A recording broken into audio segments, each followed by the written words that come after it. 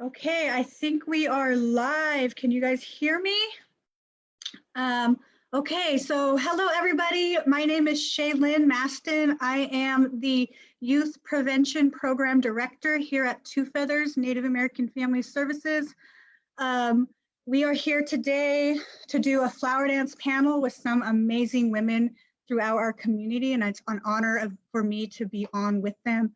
I just kind of wanted to talk a little bit about the speaker series and why we are here. So when COVID-19 started, Two Feathers kind of used the Facebook Live platform as a way to continue meeting with our community and meeting community needs. And as time progressed, it got a little larger than that, to where we're able to help educate and bring awareness to things happening in Indian country, to educators, social workers, psychiatrists, and beyond. So I'm honored to be here. I'm going to introduce Dr.Cutcha Risling-Baldy, who is our facilitator for today. So Cutcha, if you want to hop on there and introduce yourself, and we'll get going. Hey gang, everyone, good afternoon. Thank you so much for joining us today so we can talk a little bit more about the revitalization and resurgence of women's coming of age ceremonies in Northwest California. I am very honored to be on this call today with some of the amazing women leaders from this region. I think what you're going to find is we're made up of a real strong stock of people, and I've had a lot of really great opportunities to both be mentored but also inspired by and then encouraged by a lot of the women on this panel. So I'm really looking forward to what we're going to talk about, and the fact that we're going to be able to kind of share with each other. And we had agreed that the way that we would start is each of us would introduce ourselves a little bit and kind of tell you a little bit about who we are.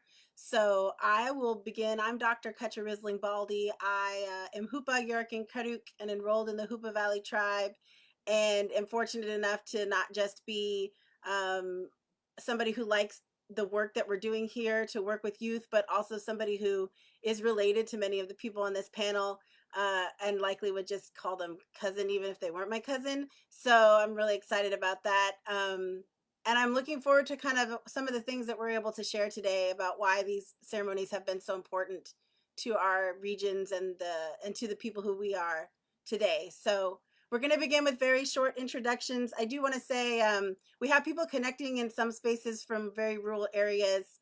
And so if we have some kind of like hiccups or stops, like we try to be very understanding of the fact that, you know, we have people spread out all over the place right now. And that's something to keep in mind. And so we'll work with the technology as much as we can. But we're going to begin today with introducing ourselves very shortly. And so we'll start with Lois Risling.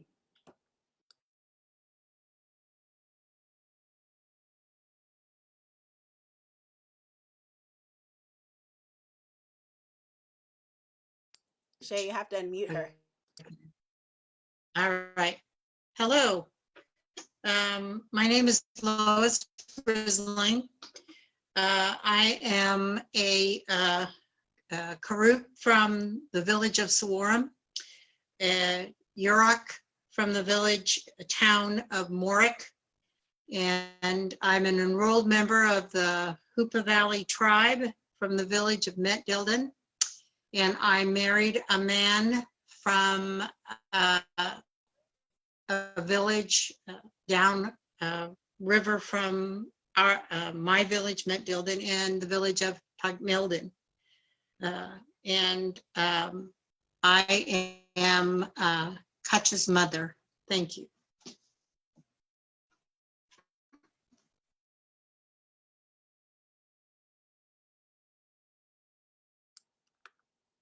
Next, we have Lin Drizzling. Ayuki, Nanethwil, Lin Drizzling, Na Karuk Wa Arad, Karu Yoruk, Karu, enrolled member of the Hupa tribe. And I am very happy to be here with these women, some of who are my cousins, and we're all kind of related in some way, it seems. And yeah, I'm very excited. And just, I guess one thing I want to say is our flower dance that we've been working on is the Karuk Ihuk, we call it. And we started working on bringing that back in 1990, I think it was. So looking forward to everyone's words today. Next, we have Melodie George Moore.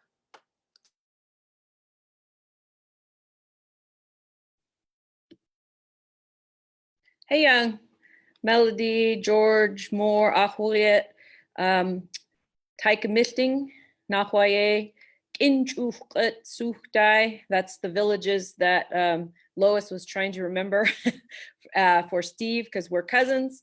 And I am coming to you from my classroom. And I've been a teacher in Klamath Trinity Joint Unified School District for about 28 years, 29 years. And that's my day job. My passion work is the prayers at ceremonies that I have been gifted and told to do. So of one of which is the flower dance ceremony. So thank you for inviting me. Thank you, Melodie. Next is Tayshu Bommelyn. Dalahan, Tayshu, Nushli, she Neely Chandan Danit Nushli, she Pumasuara Nushli Hichu.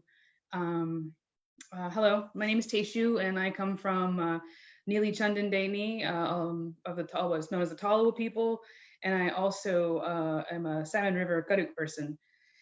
And it's my honor to be here today, speak with you all and join these amazing ladies in sharing with you about our journey of reclaiming our ceremonies for our coming of age. I have been born and raised in understanding the importance of supporting my community and continue to do that. I am a retired educator after 17 years and now work in the philanthropic world. But my passion is my community and the health and well-being of my community, and especially our women and our young women and all my sisters, and how we help lead that work in ensuring the health of all of us, including our earth. So I look forward to this conversation. And well, when we met before, we decided we were going to introduce ourselves in order of age. So now we get to introduce the youngest one of us. Last but not least, Geneva Shaw. Yeah, Ayuki. My name is Geneva Shaw, and I'm sitting here side by side with my mother today, Lin Drizzling, who already introduced herself. Also an enrolled Hoopa tribal member and descend from Karuk and Yurok peoples, culturally raised primarily Karuk, and that's how I identify spiritually. Also super looking forward to sharing the space today with these amazing women. Currently, my day job consists of being a social work faculty in the social work department at Humboldt State University. I'm a very proud social worker, and like many of the ladies here, just trying to do my part to positively contribute to our tribal community and peoples to continue the advancement and wellness and balancing in any little way I can possibly contribute. So thank you for inviting me to be a part of this today.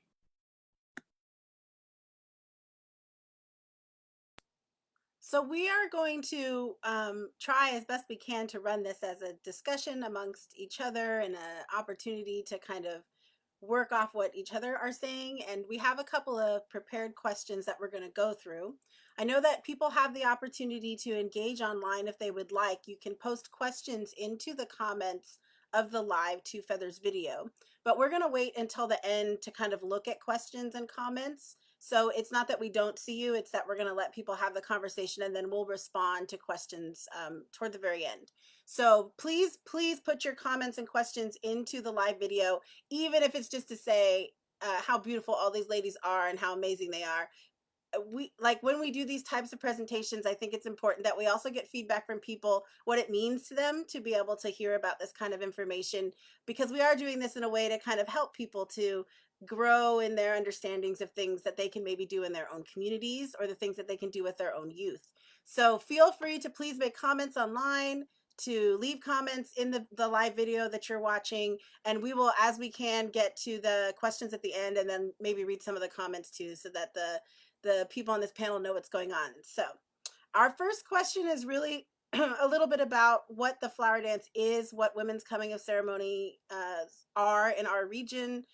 What do they say about the role of women in Native cultures? And why do you think it's important for people to know about women's coming of age ceremonies? We're really thinking here about people who might not know anything about this area or about the women's ceremonies in this region.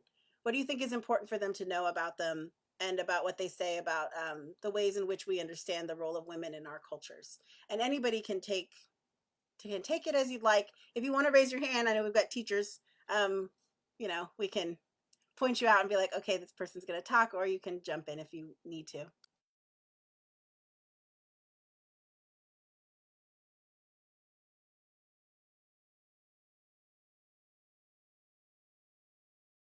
Okay.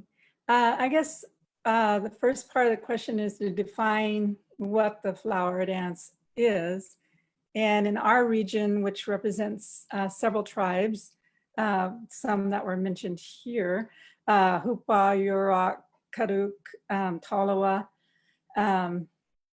there's these ceremonies that happened with our ancestors for when a young, when a girl was becoming a woman, to bring her to help guide her in this transitional time between childhood and womanhood. And in our area, the different tribes had their own versions of a ceremony for this time for the girl.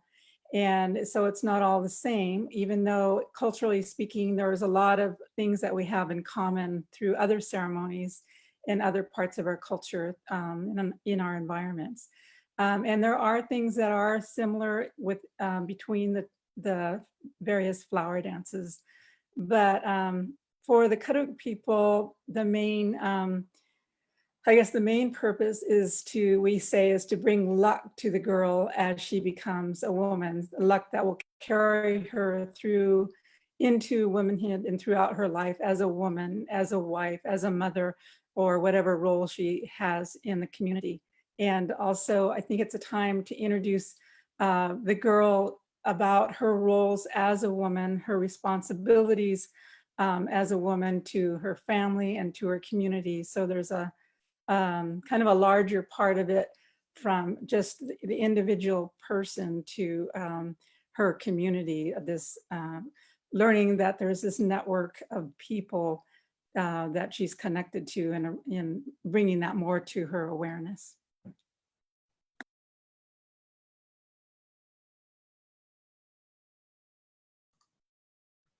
I'll just add in too, for us on the Tolowa side, I was raised with one of our oldest lessons is that you are here because you are loved. And this ceremony is a continuance of that, knowing that this is an opportunity for your community to gather around you and share that love with you. And that happens through the way they care for you, the transmission of knowledge from generation to generation, from the older women to the young woman, the girl who's becoming a woman, and the young woman as she transitions into her woman, releasing her childhood. So that transmission of knowledge is an important part of that process as well. And that's a vital component of community building, is so that you have that communal awareness and understanding of your history from creation, from your families, from your tribal histories. Like all of that is also a part of this process in helping this woman step into her role in her community and understanding what her role is, who she is, how the community functions, and how we are all reliant upon each other in our health and well-being.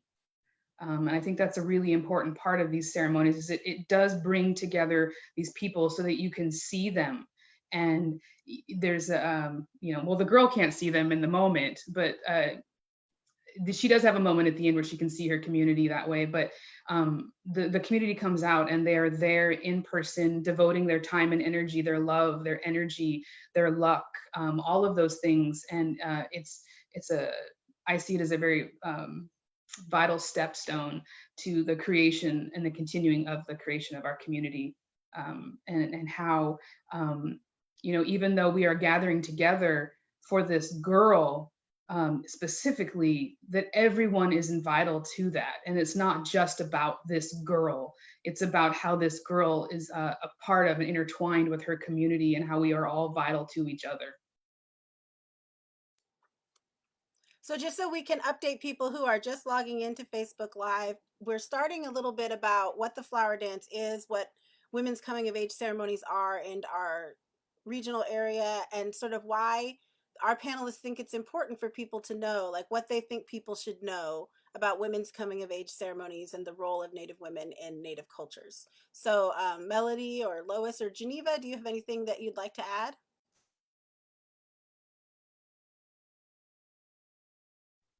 I'll go next. I was just thinking to add to what the panelists have said before. I agree. It is family, community, it's luck making.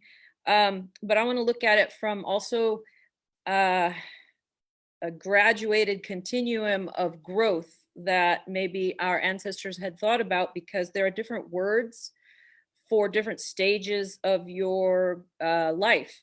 So you start out as Kanislan, which is a newborn, and there are ceremonies that mark time periods or milestones throughout this continuum of your life.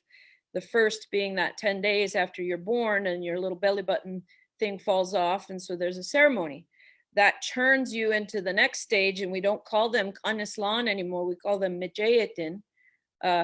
Translates baby nowadays, but something to the effect of the mind is lacking, we're growing that mind.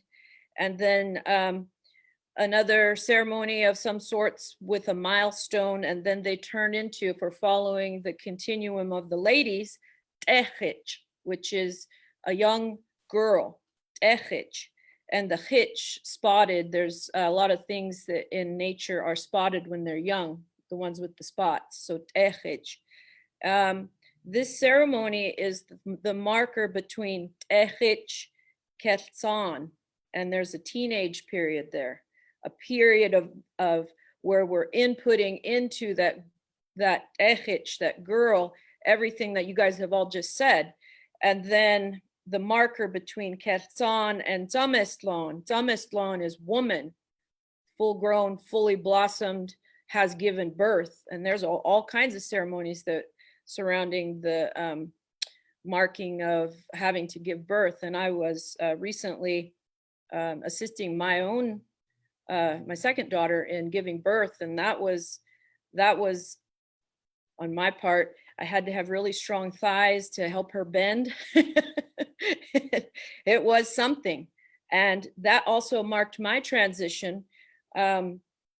More so after it's Amestlan, you have the crone age, when your menstruation has ceased, the do kiule is the name. And I am in that transition right there. I'm in there. I'm a grandma. I have a new name. When my daughter gave birth, I became somebody's huichwo. And so each of these stages, you're also marked with new names. Naming ceremonies are pieces of how we roll forward with this. So this flower dance is just one piece in this big long continuum of women's lives. I'm speaking only of the women's. Of course, on the men's side, there's more that we could talk about, but that's at a different time, different Zoom, yes? So I just wanted to add that. I'm done. I'll mute myself again.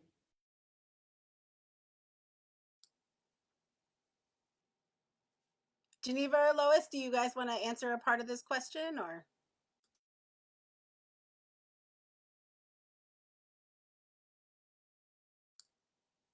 We're going to have to unmute. Do I have to keep the bar down? Okay. The flower dance, I think, symbolizes a lot. It's one of the reasons that the public display of it was set aside was because of the miners and the military and the whole history of our contact with that those people that came and what happened to women in our cultures. Women's activities, women's ceremonies were outlawed. They weren't allowed to happen. And so bringing them back or bringing back the public display of them gives an opportunity for women to fully be participating in the cultural constructs that are available to the Indian people, because most Indian people in the United States had some kind of ceremony that celebrated women and defined who they were and gave them a place in the culture. And this is especially true in California. What this ceremony does is it says women are important.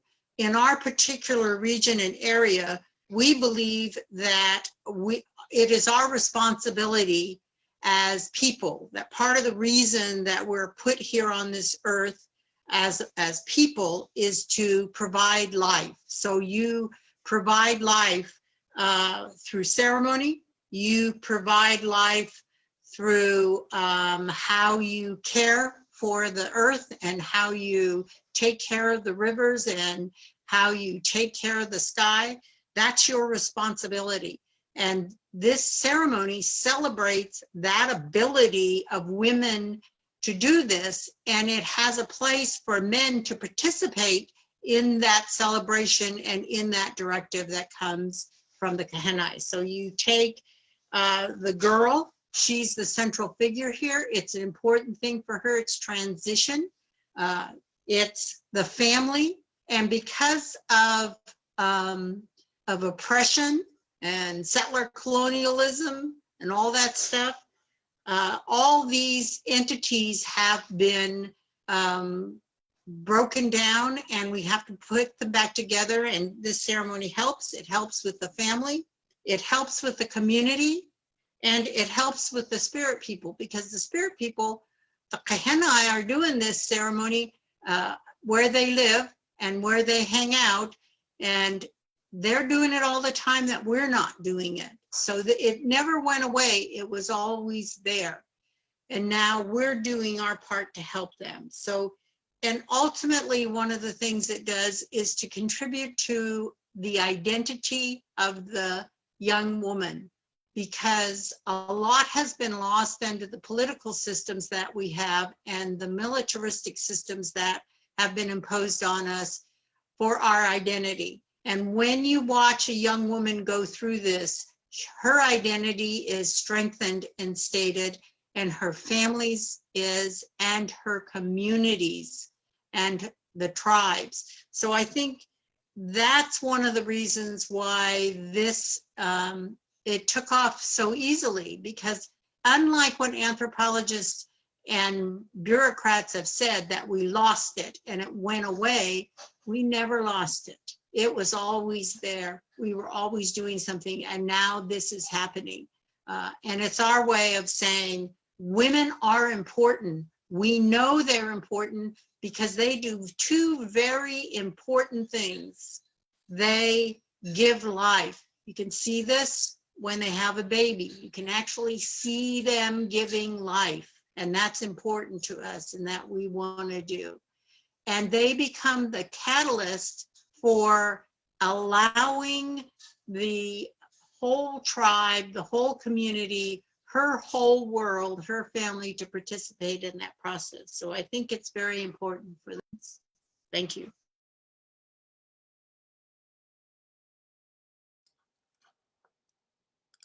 Geneva, do you have anything you want to add to that? Yeah, I'll go ahead and just offer. So I absolutely fully like feel and agree with everything that's been shared so far, and that's very much been a part of my experience. I just want to offer that today I'm speaking from the perspective of somebody who has had a flower dance ceremony and went through that process back in 1996. And for those folks who are listening and tuning in and don't necessarily have a lot of the context, at that point when my mother and her partner and our spiritual family like pursued the process to revitalize this ceremony, ultimately with the goal of having that for her daughter and myself. It had been like, generations since the ceremony had been held. I mean, it's been estimated like anywhere, 80 to 100 years since an ihuk ceremony has been held. And so Lois was offering like some of that historical context relative to the timeline of colonization and settlement. So I just want to offer that. I'm going to be speaking from that place of my own personal experience. And for me, like one of the kind of really significant components of that process and that time period was, I think, really connecting to myself as like a spiritual being and person, for really kind of the first time. So you kind of move through, childhood and adolescence, not really, feeling, understanding, and connecting intellectually to like what that really, how that all comes together, your physical self, your mental self, your emotional self, your spiritual self. So it was kind of the, not that I hadn't always been a spiritual being, but it's really kind of like igniting that connection and knowledge base and connection to prayer, etc. So it was really significant in my spiritual development, and kind of really set a foundation for how that would continue to shape and guide me throughout my life. And then just the other little thing I wanted to add too, because I'm a mother of sons, I have 2 sons, and while much of our focus and the ceremony really is kind of focused on the feminine, I also just want to add a piece about the importance of the revitalization, also having a place for our men, in that I really also believe that it has assisted our men to kind of also engage in some renewal around what it means to be in balance with the female and the feminine, and what it means to support the women in their family and in their network, and their role and responsibility in that too. Sorry. Yes, I wanted to bring that up too, about the role of men and boys in the ceremony, because besides the girl, it's really about family and community, and bringing that balance that has been disrupted in a lot of ways in our communities, in our families, that balance of the men and the woman, the male and the female, and how we all have to work together to make luck for this girl, or to bring her into our community in all these different ways, in a spiritual way, and what her role is and the importance of her in the community, and that the men and boys are part of that, and that we all have to contribute, and we all have to work on making that a positive transition, and honoring that time for the girl and her role in the community. And so I think, we have to also acknowledge the men and the boys, because they're learning from that experience, from the little boys on up through, the older ones. There's all these different roles and duties and responsibilities in making these ceremonies happen. And there's many roles for the males as well as the young girls and the women. Well, thank you everyone for getting us started off in such a great way. I think it helps to show people kind of the broad ways that people have approached all the reasons why ceremonies like this are so important. And it leads kind of into our second question, which is there any particular types of stories or things that you can share about the impacts that you've seen in your communities because of the revitalization of women's coming of age ceremonies? So are there things that you've seen that have happened or been impacted on young people, young women, on the community itself, on the ways that people sort of approach how they think about like adolescence? Is there anything that you could sort of share that kind of lets people know why you think that revitalization has been important on a community level or even on an individual sort of level for some of the young people who have been involved?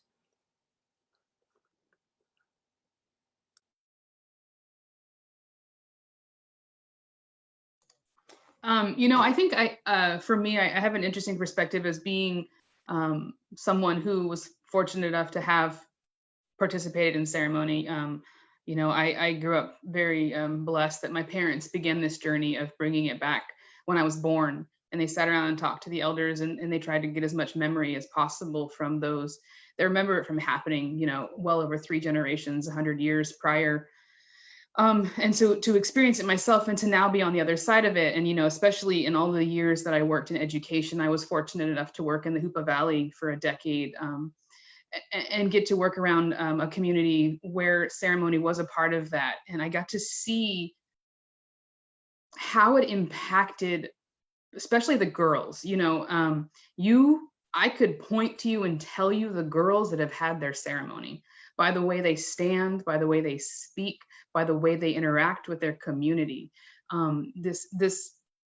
It provides for them a stronger sense of self. It helps them find their voice. It helps them find the power behind their voice. And now I'm watching all these young women use their voice to make something better.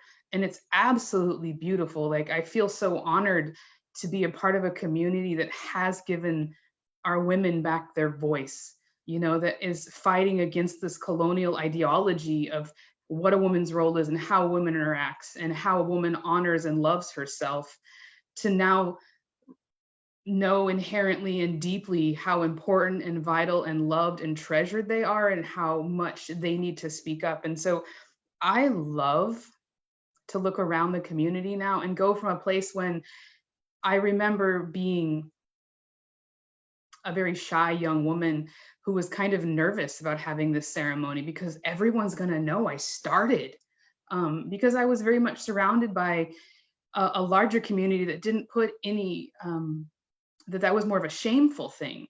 I just remember at a young age, my parents waiting for this day to come. They were kind of waiting for my body to kick in so that it was time to transition, and being shy and kind of scared of that, to live through and then to experience the ceremony and experience this process and come out on the other side and know different, but to now be in a community surrounded where everyone knows different, where it's not about like if, it's about when for these girls, and to look now at, we're at the generation now where some of us that were fortunate enough to have our ceremony, they have daughters that are now getting to the age to have their ceremonies. And it's such a beautiful thing to see and to know that, since those girls were little, it was like when I have my ceremony, and they've grown up in this environment of these ceremonies and they understand it deeply. And they're already so much more powerful. Like, they haven't had their ceremony yet, but they are so much more strong and intelligent and loving. And I can't wait until they get to go through their time and see them come out on the other side. It's that strength in the community that is just absolutely beautiful and palpable, and making all the difference. Thank you, Tayshu.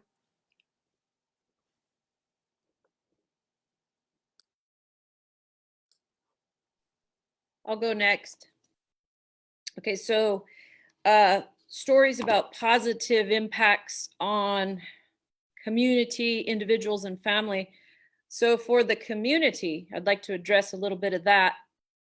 this morning on the news, I watch several channels to get a full spectrum of what I should be getting lately. And that's kind of important, that you don't just get one perspective. That's another Zoom for another day.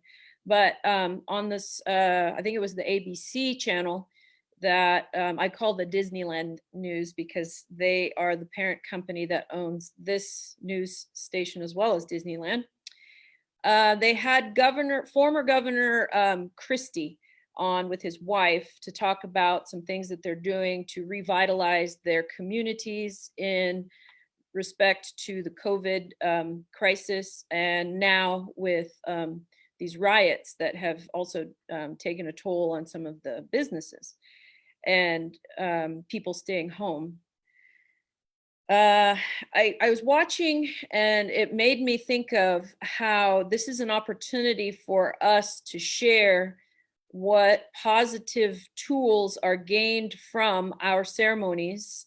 And of course, this was on my mind because we were going to speak later today, because there's an aspect of it in which we withdraw from our community and we withdraw from our family, and the girl is in seclusion for a period of time.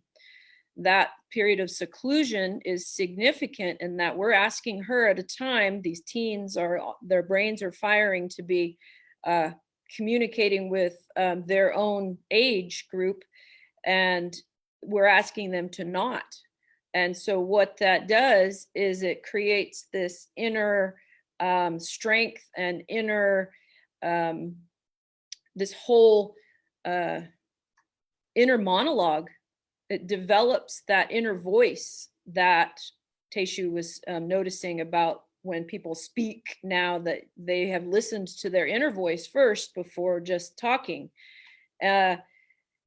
So Governor Christie made mention of that there was, because of the COVID seclusions happening, a spike in mental health calls to various organizations.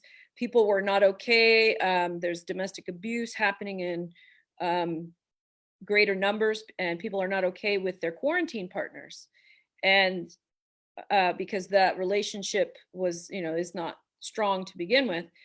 And it was in May that this spike happened, because we were in March and in April in seclusion. For the first time, some of these non-native people have been put into seclusion. In my area, the people that I hang out with, people that I interact with that are on my contact list, everybody seemed to be okay. Most everyone had experienced a seclusion of some sort, and they were using the opportunity to work on their inner selves, their work on regalia, work on things that didn't require people out and about. Our mental health was okay in my contact list, and I realized that that's not everybody in Indian country, because they also experienced those spikes in mental health issues in May.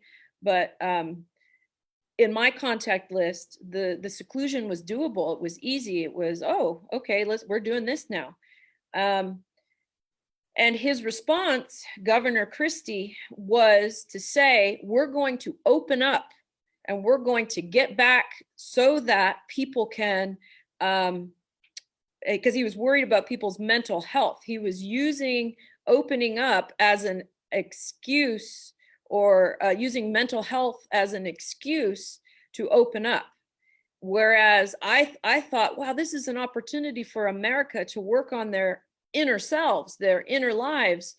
And he was speaking opposite to what and how I feel, that this ceremony is developing in our young girls and in the community, that idea that you need to work on your inner self and your relationship to the land and your relationship to the spirit while you're in seclusion.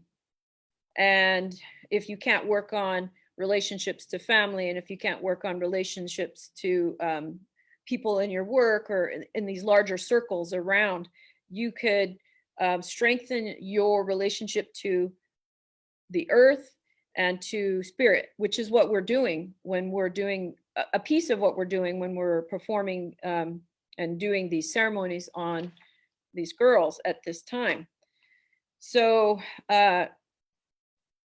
we have tools that are helpful to long-term mental health and preparing people for times that they would be in seclusion and times that they would be away from community in long periods of time. And that our ancestors had that. You know, if you were on the trail and you were the one that was supposed to be trading with the tribe over, there would be long distances where you would not be talking to anybody. You're walking on the trail. And so you better have a communication with the land, and you better have a communication with spirit, so that Governor Christie wouldn't be worried about your mental health. Our people had this, and we have it now again. We have opportunities where we can share some of these ideas, and so that people can work on their mental health currently. Thank you, Melodie. I do appreciate that. And I want to add that one of the things that some of the girls that I have worked with who have gone through flower dances pointed out is that when all of the COVID restrictions came out, one of it was you can't touch your face, and you shouldn't like be scratching your body. And all these people were freaking out about it all over the place. Like, how am I supposed to not touch my face? Right? How am I supposed to not?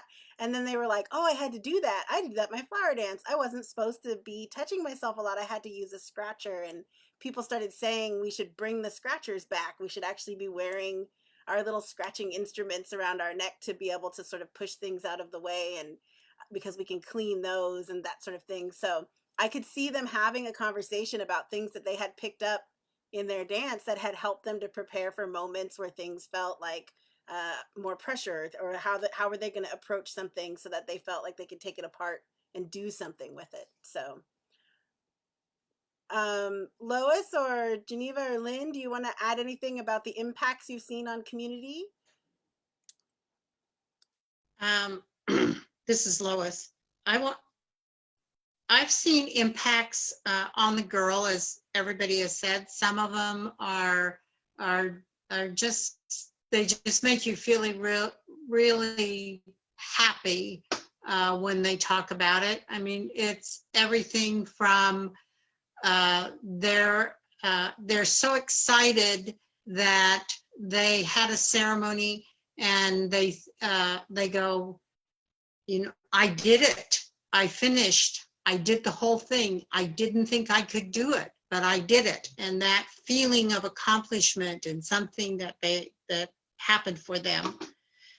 The family being excited because they did it and there was a role for them, and it has a purpose. And the tribe participated in the ceremony.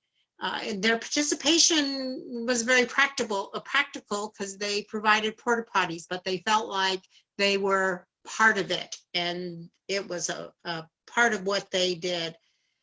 One of the things that happened was it really dealt with the girl's identity, looking for something. Everything tells us we're not Indian enough, or we're not Indian, because we don't know the 952,000 things that some Indian's supposed to know, and you're supposed to know all of it, and we can't do it. There was actually a young woman who shared with me that she went to do some kind of activity in a city, and the person looked at her and said, "You're an Indian? Yeah, you don't act like an Indian." She looked at him and just said, "I had a flower dance." And it was like the guy had no idea what she was talking about. But to her, it was very important. Little girls, as Tayshu was saying, coming up to me and saying, "I'm going to have a flower dance and I want you to be there." I thought, well, you better hurry up, and getting kind of older here. But they want to be there. They play flower dance on the school playground. So it has a real impact. When you hear your tribal representatives, your political representatives, when you hear other people who may not attend because their Christian religion doesn't allow them to attend any ceremonies, they will still say, when they say, does your tribe do ceremonies? They'll list the ceremonies and they'll list the flower dance. All those things are there. The whole feeling for this young woman is that she did it. Her family stopped their everyday lives and participated in the dance and were a part of it in the ceremony. Her community came to the ceremony, and our spiritual people, our Kahenai, they stop doing what they're doing and they come to her ceremony. This is an incredible feeling for that young woman, and that young woman then is able to move on with her life, whether it be, as Melodie was saying, maybe in a time of crisis, to just everyday mundane life that we live and go through. It's very important, and I think that's one of the things that most people don't realize is how much, and Lynn was talking about the importance of the men in the ceremony. And they have very critical roles in the ceremony, and they are part of it. So all these things coming together, I think, lead to cohesion within the self for the young woman, to cohesion within their families and in their communities, in their tribes, and in their spiritual world. It's all wrapped up together, and it's all very important for us. Thank you.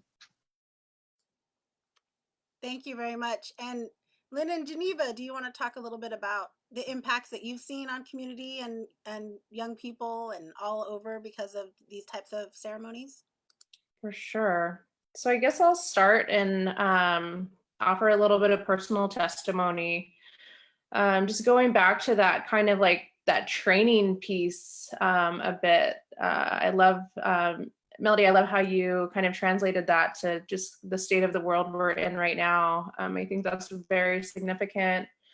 So just a little bit of context too for viewers. So there's a lot of like really intense training and preparation that goes into, ultimately the time when the ceremony occurs. So, that preparation and training begins, in some families when they have a daughter, right?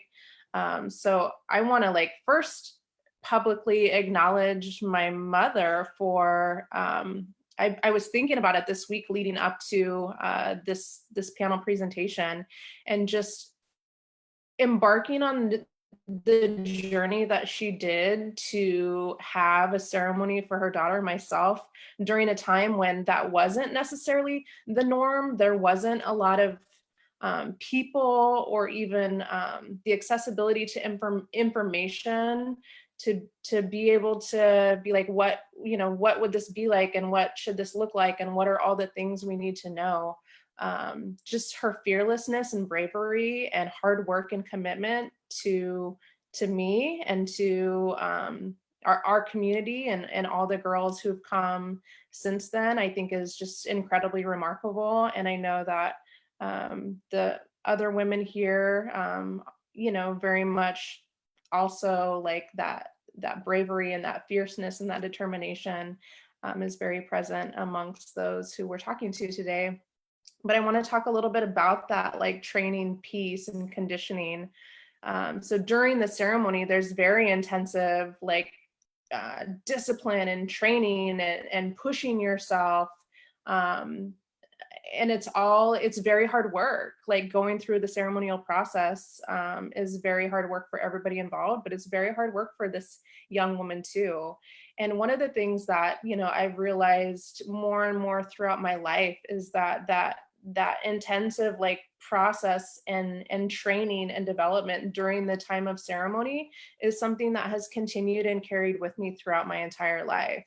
And so when life has gotten very challenging, whether it's like a very specific period of time, such as childbirth, or getting through like school and college, you know, just kind of dealing with the really kind of heaviness of life at different points in time. I've always been able to come back to my ceremony and come back to my training and go back to that time, because that was the first time in my life that I'd really been pushed to my capacity to know and believe in what I'm capable of, and what you know, the power that I hold.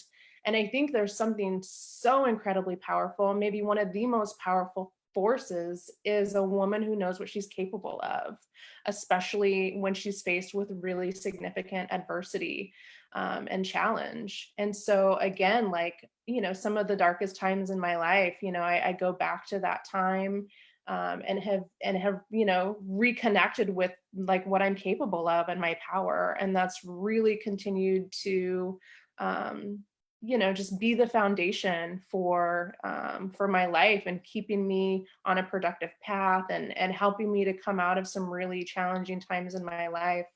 And interestingly, you know, again, like going back to the pandemic and COVID-19, like when we all had to kind of like hunker down and go into seclusion, that was like right where I went, was like, oh man, I've been training for this my whole life, you know, like we got this, family, like, you know, mom's in charge, I got it, like we're good.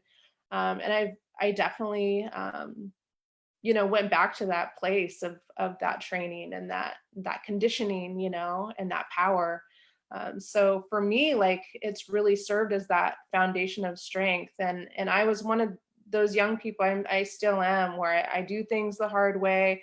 I kind of like push all the boundaries of that beaten path. You know, my poor mom, you know, I put her through so much when I was a teenager and young adult, you know, because she was my safe person ultimately. Like, she was the person that I could push back on. And I was a pusher big time, but I always like, I stayed steady within the boundaries, even if I walked the boundaries of like, you know, flirting with some disaster. I stayed within those boundaries because of the accountability that I had to community, because of the accountability and responsibility that my flower dance instilled in me. So even though I do things the hard way, I'm super stubborn and I push the boundaries, I never deviated too far from the path because of all the hard work, all the sacrifice, all the love, and all the luck that my network, my family, community instilled in me. And I carry that with me every day. And being a social worker and ingrained in this language of like intergenerational trauma, right? And like really kind of intellectually kind of connecting with like what that means for our people. When I had my daughter, my little girl, who's now 6 years old, when I had my daughter, it was like almost an awakening of like the symbolism of not intergenerational trauma, but intergenerational healing. And I really do believe that our flower dance ceremonies and the revitalization of them have really like helped push us into, you know, the momentum of intergenerational healing, and not keeping us stuck in this place of intergenerational trauma. Well, following that, it makes me think about this time 12 years after Geneva had her flower dance. We had a flower dance for Pim and Allen's daughter, Ty Athriha. And right before, when we were getting ready for that, right before that, Geneva came to my house and we sat in the car, and she expressed to me for the first time, not as in depth as she did now, but what the flower dance had really meant for her and the impact it had on her life, it was having and was still having. And she, you know, this was quite a few years ago now. I was in a bad marriage. But anyway, it was like, what it did is it validated for me why we are doing these ceremonies, these flower dances, the ihuk. And, you know, it's like when you first bring something back that hasn't been done for over 120 years, For me, I had all these insecurities about it and doubts and whether I was doing the right thing and how I was doing it and what, all these different things that you have, or I did anyway. And then we kept doing these ceremonies and for these different families and seeing the impact, but then to hear it from her voice was really like, okay, now this is why we're doing it, from what she was saying, it's like, yeah, we're supposed to be doing this and we're supposed to continue doing this. And, and I see that with individual girls, and I see that with families. I see the impact it has on the whole family and therefore the communities as well. And, most of the girls that have gone through our ceremony have gone on to college, and they're doing things in their community. They're involved in their community. They're responsible to their communities.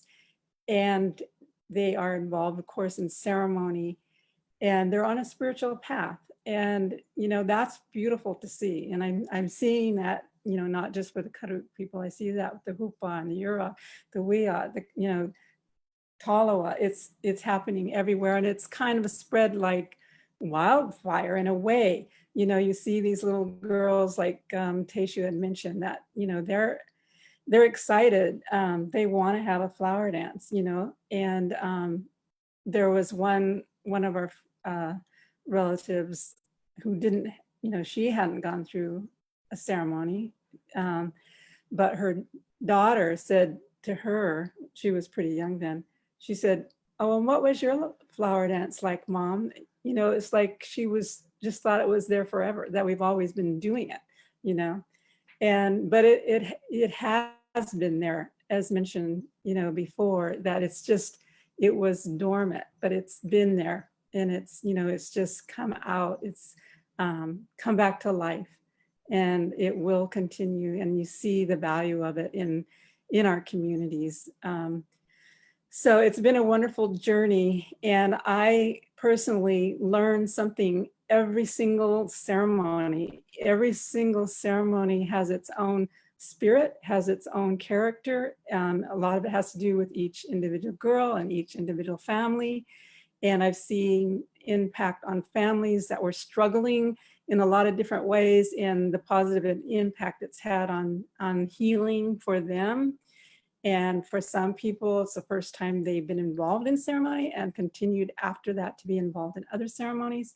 Sometimes even a grandfather that had never participated in the ceremony, and then after that, participating in other ceremonies. So it's really done a lot for, I think, a lot of families and community. And I wanted to take just a quick moment, because I know, like, I truly appreciate Geneva's insight into what it was like to go through one, and then to see that having an impact in your life, and thinking about that in terms of the next generation, and making this really important point about what intergenerational healing actually starts to look like, because you've got your mother, and then you, and now your daughter, right? So you're starting to build multiple generations that are thinking about, what do we want this to really look like? And I know that, Tayshu, you also were able to do a women's coming of age ceremony with your tribe. So is there anything in particular, like the way that Geneva shared, that you would like to share about that experience and kind of the impact and things that have gone on or you've taken through your life? It's a lot of, as we've said, there's that seclusion and that time with self. And that's such an important part of that process. And I talk, when I've been fortunate enough to be at other girls' ceremonies, either the Chantaiwan Shteyan on the Talawa side, or Ihuk, or up over the hill and Hupa side, or down at Sumi with the Yurok people. When I have the opportunity to speak with those girls, we talk about the importance of that isolation and turning inward. There's a reason that you're blind, you have your blinder on, because it's about that internal self. And as Geneva said, it was a time for me where I started to really, I think I was fortunate enough to always kind of understand myself as a spiritual person. But for me, it was a time when I learned how that was impacting, or could be impactful, to my community. For me, part of my ceremony was that every woman would come and sit with me and share share what they thought was important with me. And to have that time where I was fortunate to sit and listen to my grandmothers and my aunties and the women in my life, from a place where I was already so centered into myself after my isolation, those words resonated even deeper. And I did a lot of journaling coming out of my ceremony, a lot of, kind of keeping track of my thoughts and my processes. And I find myself in life referring to that journal a lot.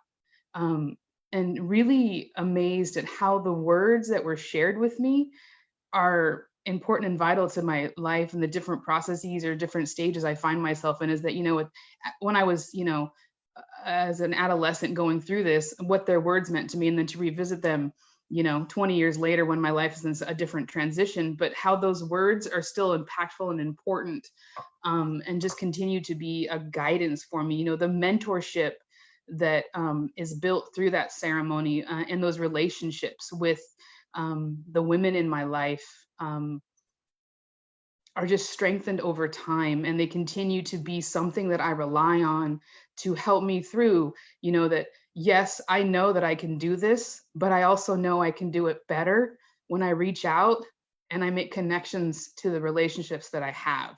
And so the building of those relationships through the ceremony has been something that continues to be a part of my life. And it's something that I continually feed in my life to the girls that I've been fortunate enough to create those relationships with, because I understand how important those are to getting through this life in a healthy and positive way.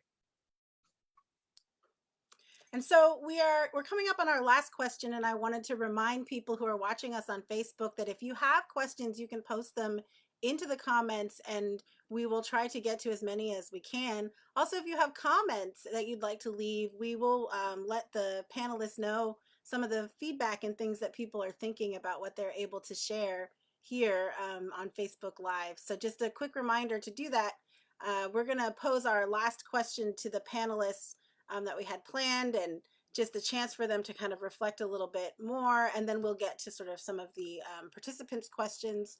So our last question for today for you all is, there are likely other tribal communities that want to work on and are thinking about working on revitalizing their women's coming of age ceremonies.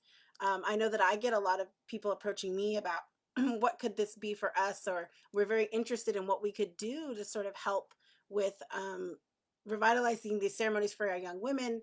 What is the advice that you would give to them? What are some things that you would tell them about how to move forward, or what that could look like, or why that would be important? And this is open for anyone who'd like to answer.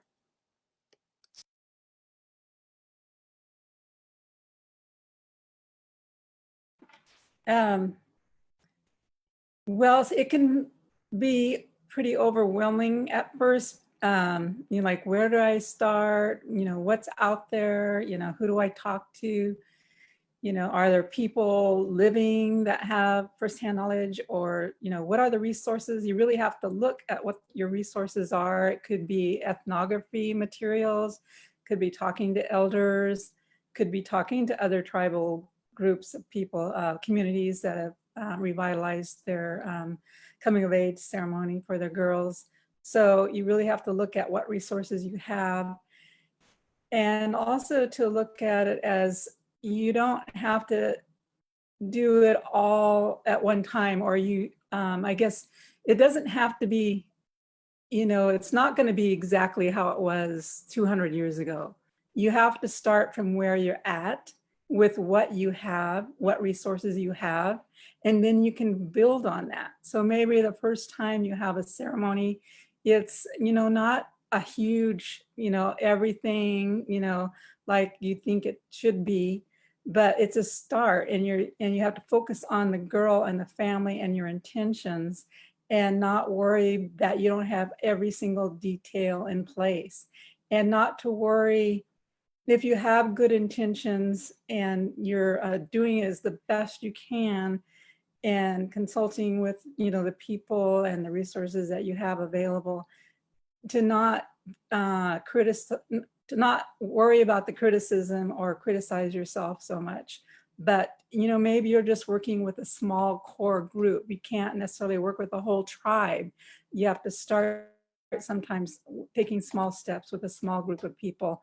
And, you know, and then just, you can build on it, you know, so the first time it's this small, and then the next time you do it, there's more people involved, and there, you learned a lot through the first experience. Other people have given you information that maybe they weren't willing to give to you at the beginning. And so you can build on that, and it can evolve and continue to evolve.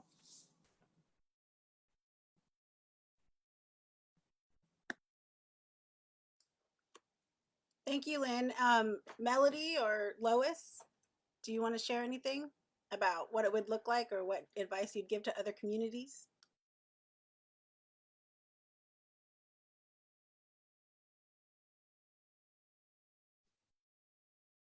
I like that Lynn said that it evolves and that this is not going to look like exactly something that was 200 years ago, because that time period and those influences are not the same anymore. We have different influences, we have different needs, we have different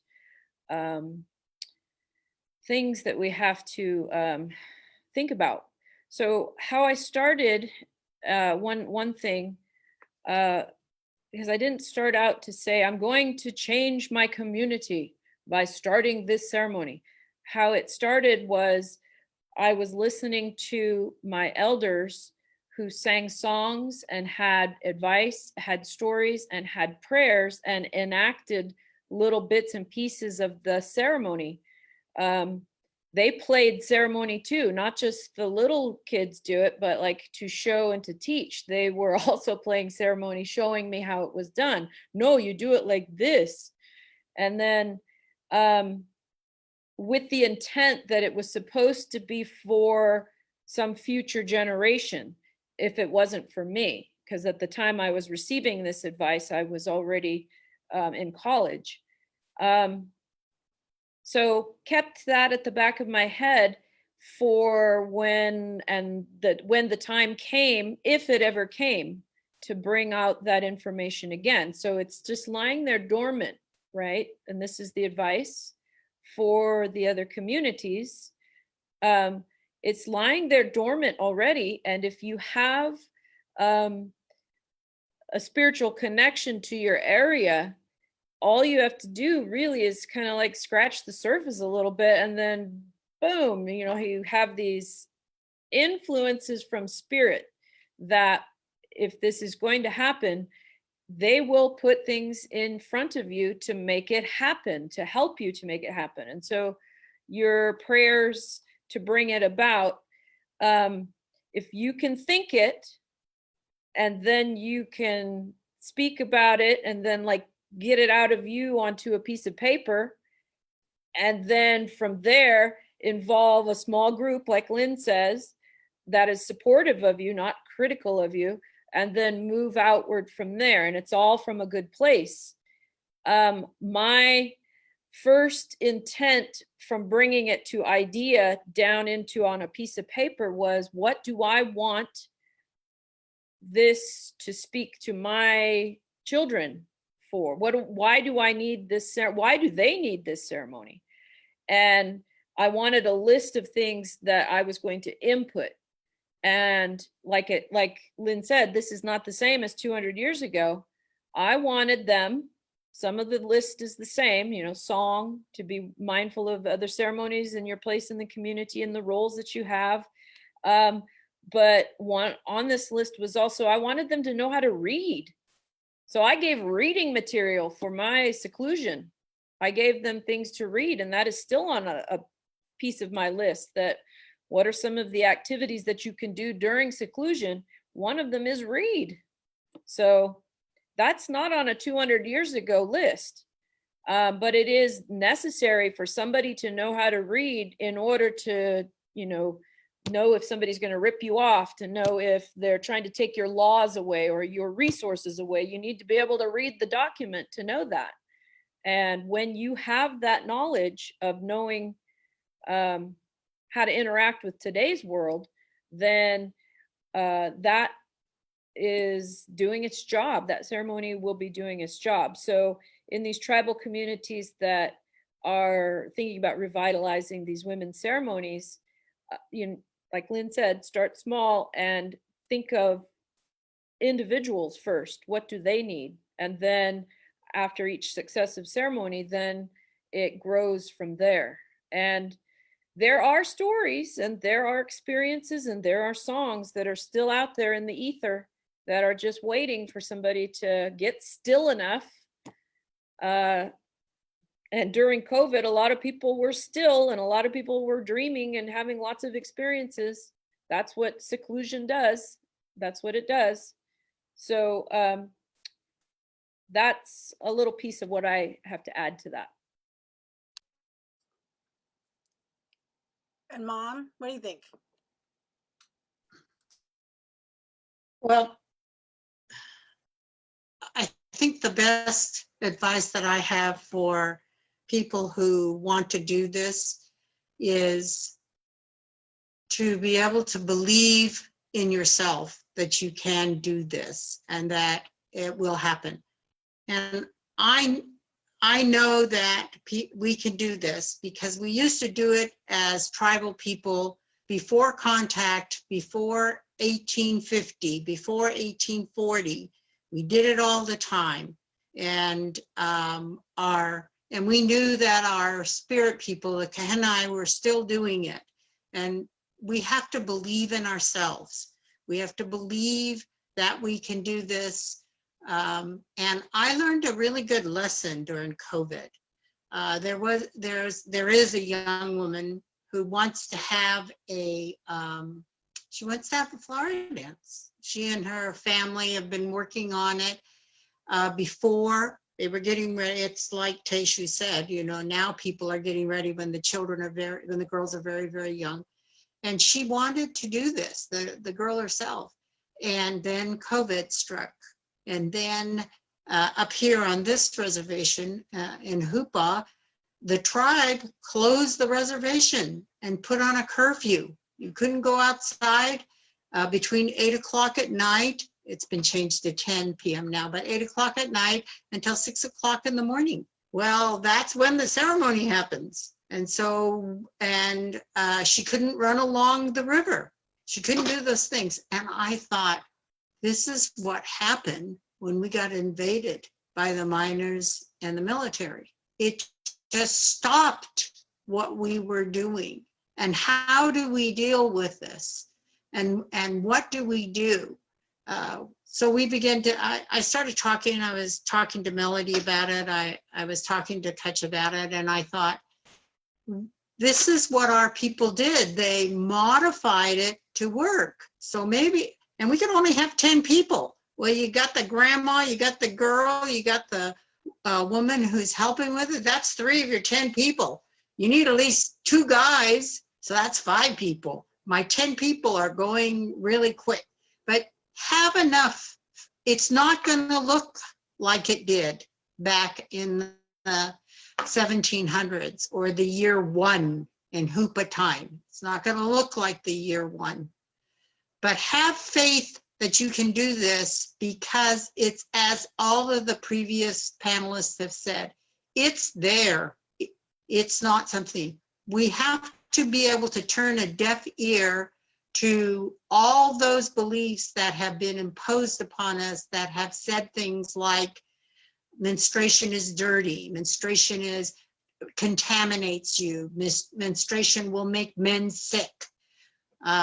They have all these rules and regulations that have been imposed on us, and you have to turn a deaf ear to that. When my son went to his first flower dance and it was all over, he was visiting with me and he said, "Mom, I think you left a part out of that flower dance." I said, "What part did I leave out?" He said, "The part about the period, menstruation. You guys didn't talk about it. You didn't dance with it. You didn't do anything." Where is it?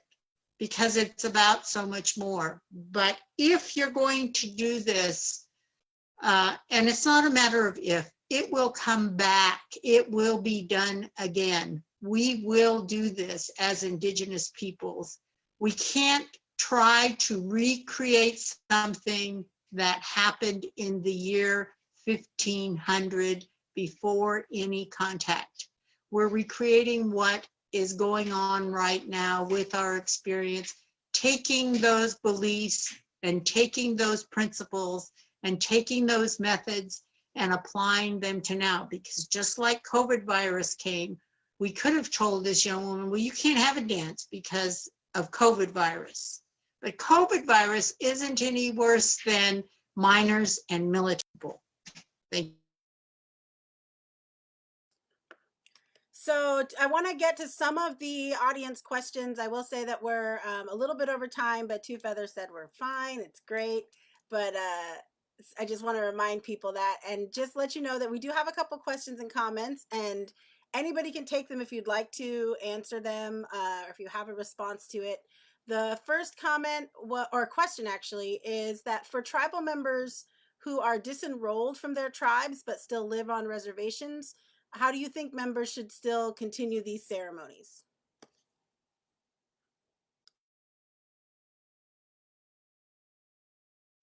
I'll take a stab on that. I have, and other people here have actually worked with young women who are foster children to Hupa tribal members. And they are members of that Hupa family, even though their tribal membership, their political status membership is with another tribe. And we are not going to allow ourselves to be defined and pigeonholed by political status and the federal government. Just because the federal government may say this person is over here and has nothing to do, is not a Hupa. It is a bigger issue and a bigger question because these particular children are young women. They have a relationship to their families, and they interact with the tribe. They go to the tribal school, they do whatever.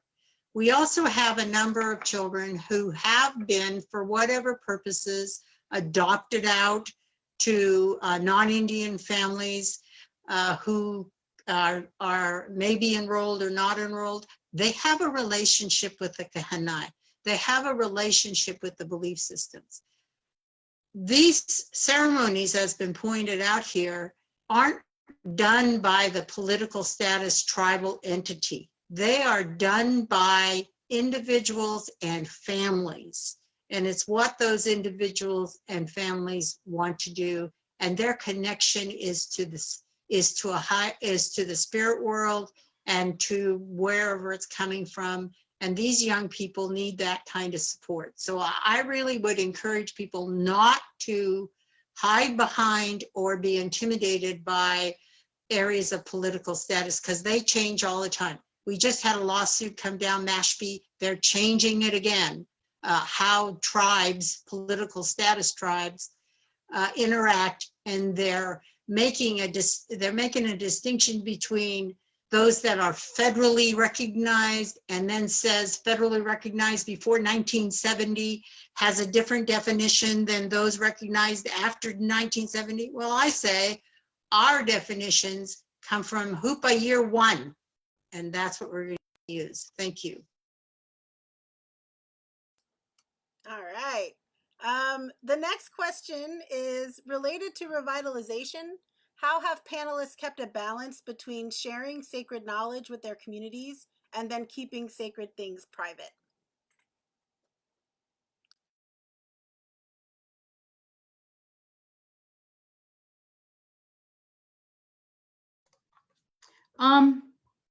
Not everything is meant for everybody. You know, I think you share what's necessary based on the relationships that you have. For me, when I have people reach out that want to know, I want to know why they want to know. You know, are they knowing because this is something that's driving them? You know, like Lois, you mentioned that young girl who's like, I need to have my ceremony. Like that's, you know, I hear the spirit talking through her, like she needs to have her ceremony. And like, if I was approached by someone like that, like I'm gonna support them because I know that's what's right. But for me, it really comes back to the relationship of who's asking and what they're asking for and what they plan on doing with that information. Today, you know, we all came forth to share with you all with in a way to talk about the process and what it means to us without sharing, you know, unnecessary details. So I think it's a fine line that you continue to walk, but it's really goes back to, again, relationships and understanding what is necessary and what needs to be shared and who is deserving of that based upon the way they interact with you and the world around them.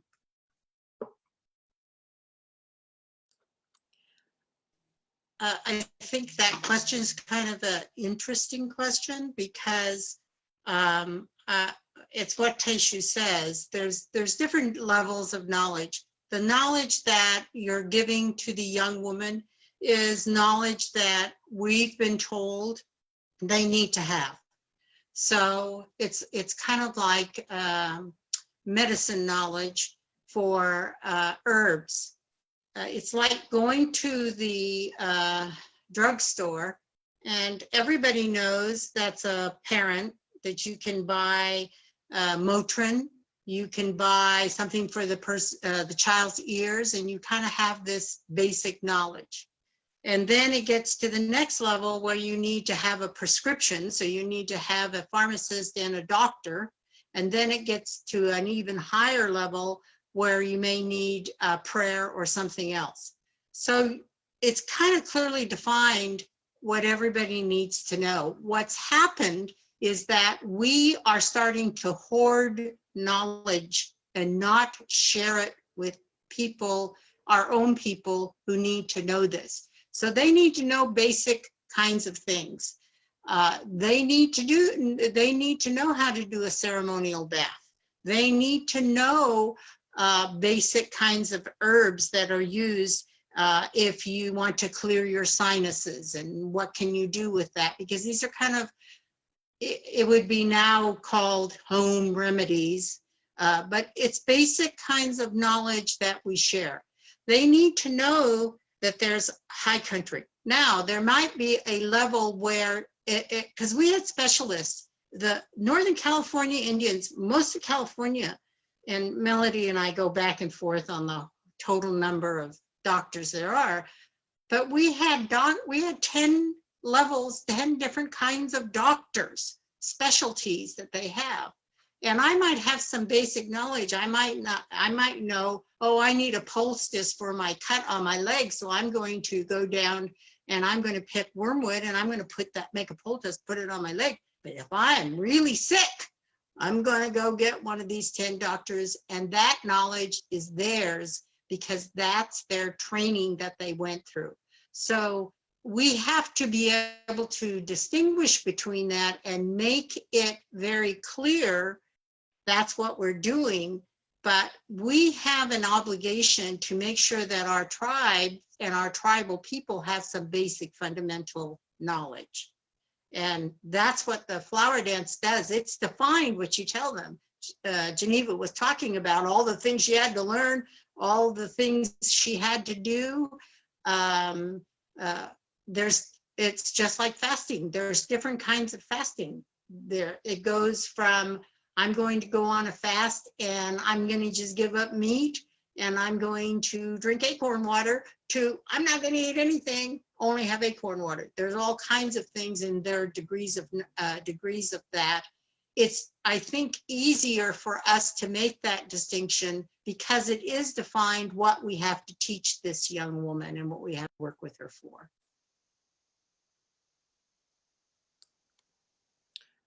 And so let's see, our next question is, and I actually do get this question a lot in presentations I've done, is there a type of ceremony for older women? Not necessarily a grandma, but just in the later stage of life.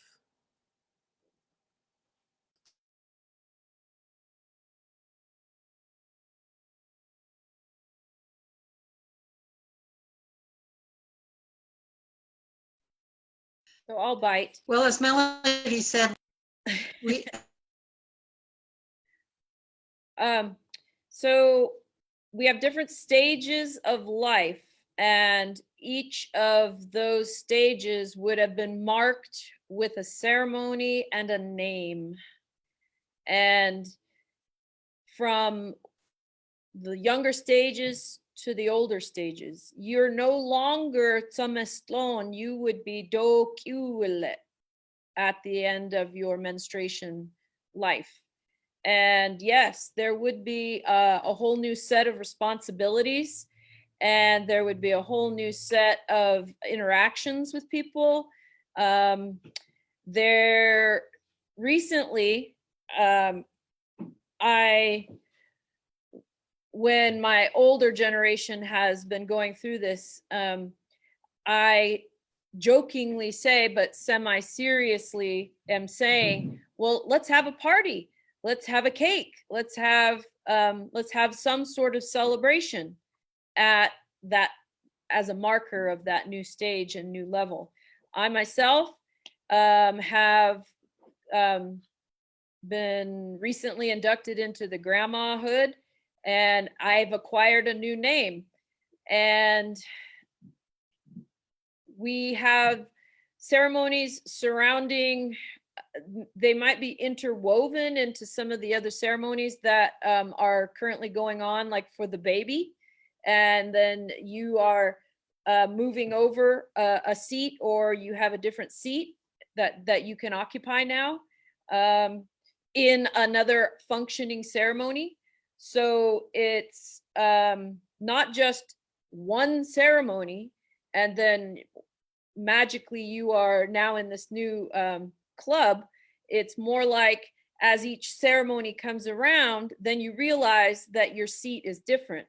And I oftentimes hear elders sitting around some of our deerskin dance or jump dance ceremonies and saying, wow, I guess we're the elders now, and taking on that new role, being comfortable with that new role. That's what a piece of these ceremonies do, is they make the person comfortable announcing it to everybody that yes, this person is now on a new stage of life. And not only do they themselves have different responsibilities, but the community themselves interacts with them differently. The community has responsibilities. Oh, we're not going to ask the elder at the deerskin dance to pack the wood, or we're not going to ask this person to not do something or to do something new. Here, you have this job now. And I don't want to keep us all too late, because we didn't ask you all to just stay on all afternoon, although I'm sure if we could, we'd just sit here and chat all day long. But I did want to say thank you very much. And I just wanted, yeah, go for it. I just wanted to add one thing quickly to what Melodie said.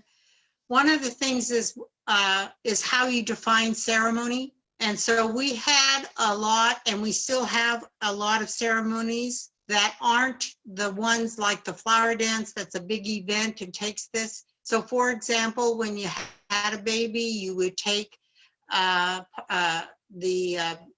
belly button from the baby, and you would take it up, put it in a tree, and sing a song, come back down. That's the father and maybe one other person. That's a ceremony. And so that's what Melodie's talking about when she talks about these activities that are being done. And so people need to think of ceremony not in like a deerskin dance or a big out like that.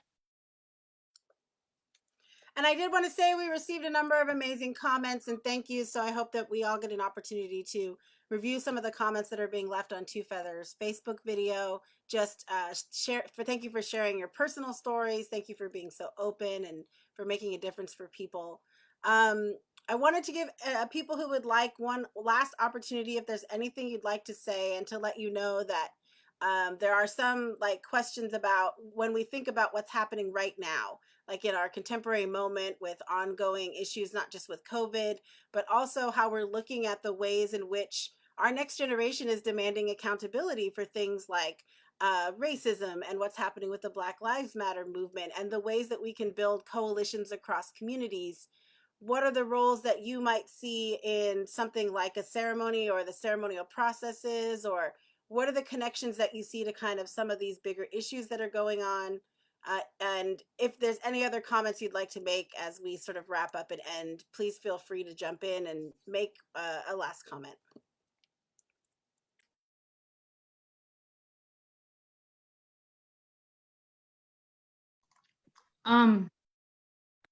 For me, it comes back to the love.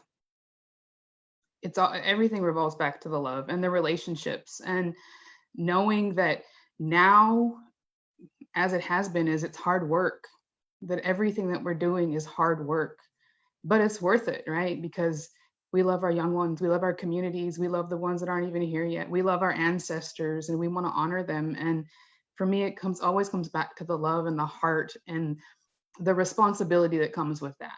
And so that even if it's hard work, we don't shy away from that, because we know that there's a purpose for that, and I have a responsibility to this, and I need to do the work because it's bigger than me.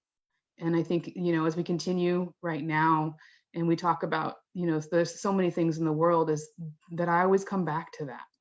I come back to the love, and I come back to the responsibility of all of that. And I would like to leave all of you with a wish. I thought about this, and I kind of want to just throw this out here. I'm going to say it for you in Talawadeni, and then I'll loosely translate it. Le nun nu huita na ye wa me huatia wa na ga le nun wa ha want na ga ut hu jam na ga le tranche gantan stane not nimas wa trum ni le he ne du huiti wa ha wa trum ni te ri khali shri he wa san wa shan ante le ganishran wa santi mi not nash da yet you ga das na excuse me ga dun stana nu nastan hichu may we shrinis ganishran nu dinkstrat te one. Basically, may the guidance of your ancestors continue and may you follow the guidance of your ancestors and continue on this path to reclaim the beauty of your ancestors in the world of creation. May you continue to strengthen and empower the women of your community, who will in turn care and nurture for everyone, especially the future generations. And may you always remember the love for yourself, for your families, your communities, and our earth. Share and embrace love each and every day.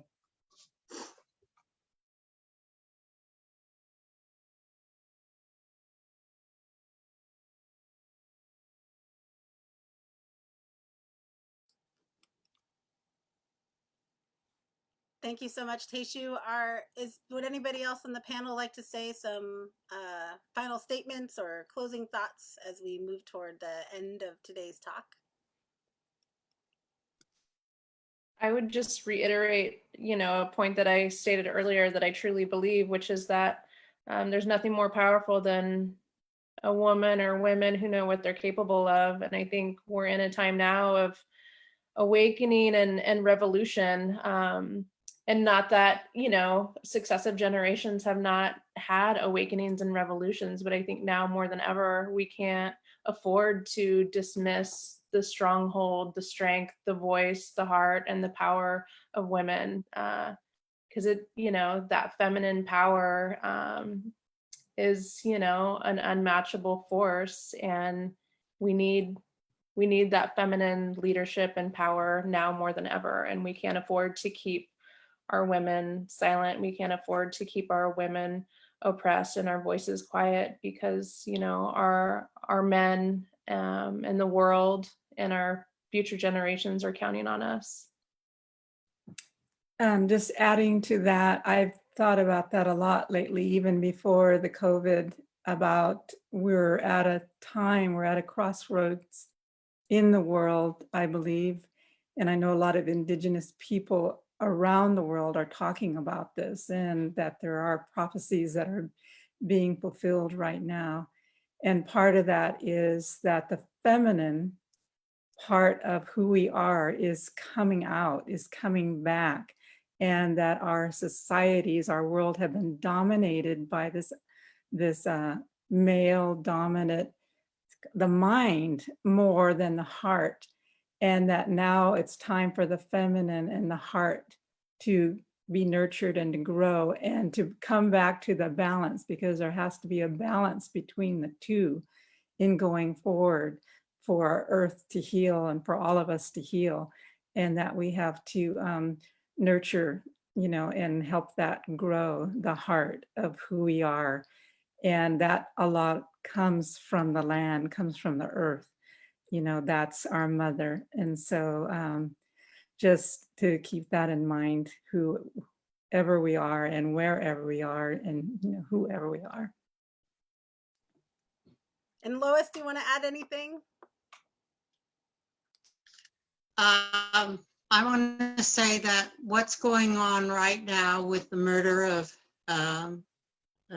people of color, of Black people, it's been a tradition. There were millions of us Native people living in what's now the United States, as well as North America, all of the Americas, and we got down to thousands of people.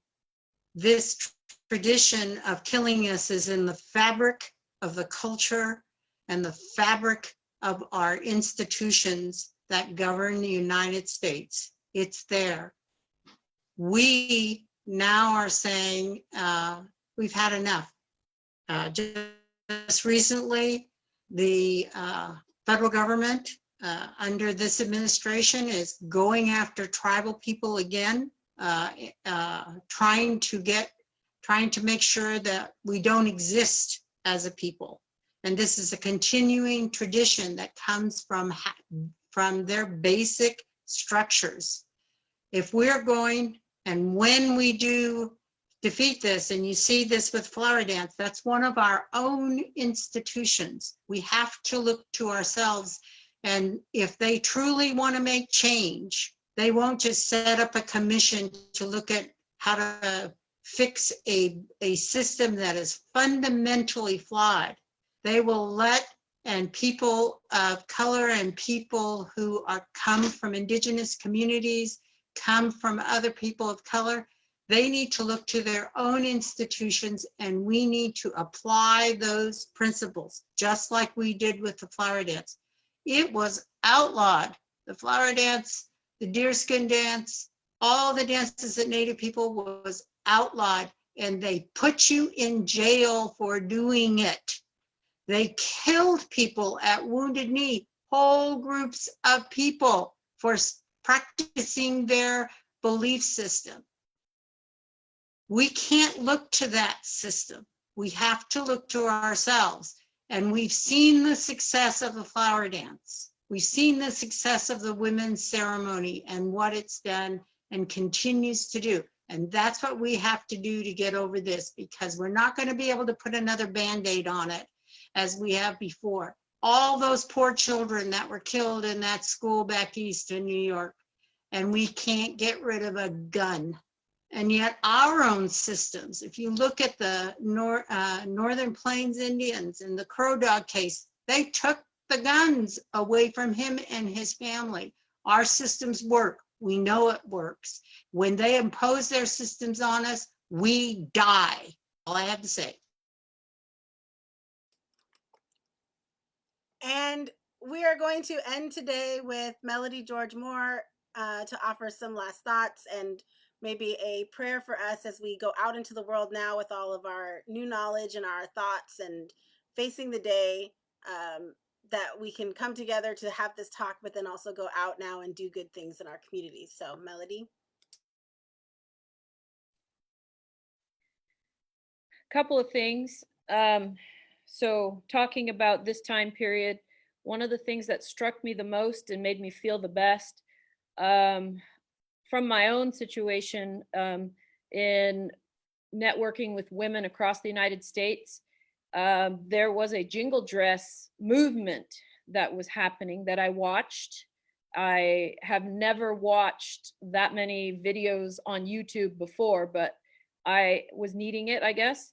And that culminated in a ceremony that was had recently at Ground Zero, where Mr. Floyd was gunned down. And the Lakota people of the Minneapolis area got together and they did a jingle dress healing ceremony.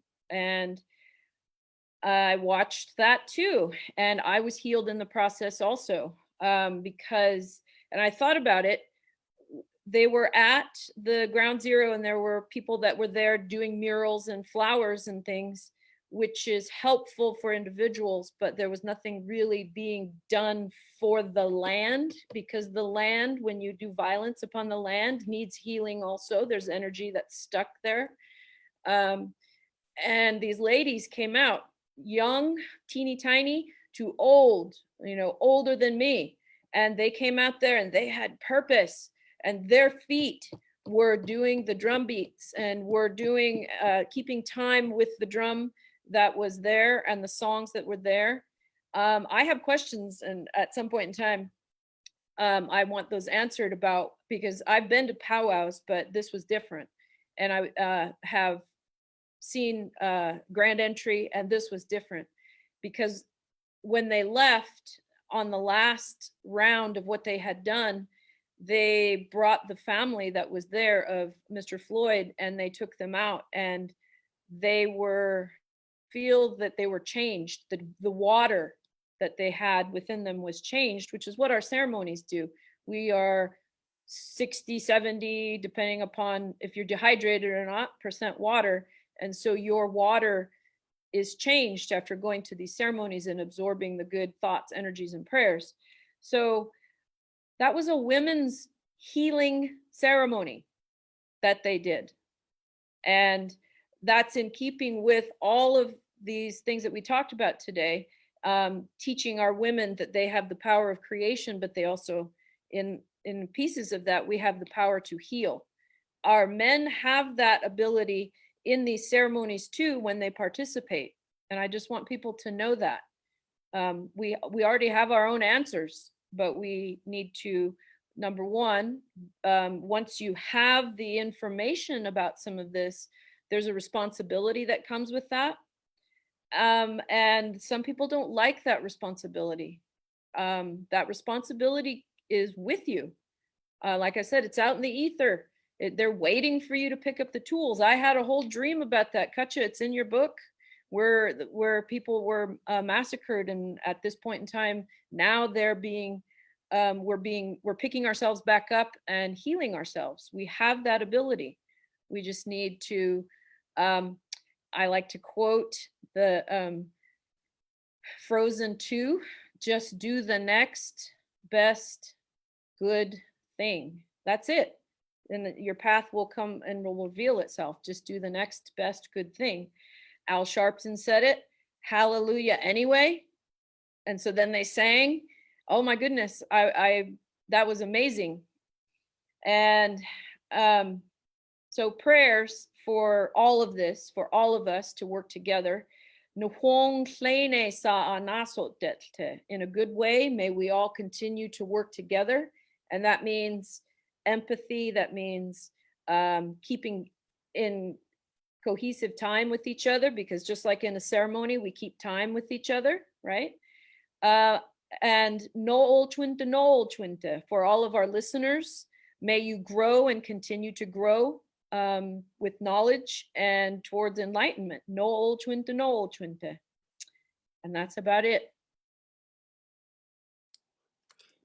Thank you everyone for joining us today. And we are so appreciative of all of the comments and questions and the people who stayed with us. And I hope that you will join all of Two Feathers series and speaker series in the future, because they're bringing so many people together to have this conversation, to build community in a time, I think, when we really need it. And when we need the inspiration to think about how we're going to move forward together. So I'll leave it up to Shay to close us out. I just wanted to again say thank you to all you beautiful women for joining me today. I had talked to Cutcha a couple days ago. I'm like, I am so nervous to be in the space with all these wonderful women, but I am so honored today to be here with you all. So thank you so much. I appreciate everything you did for us today. So I'm gonna try to learn how to exit out with Facebook Live now, so wish me luck. Thank you guys so much.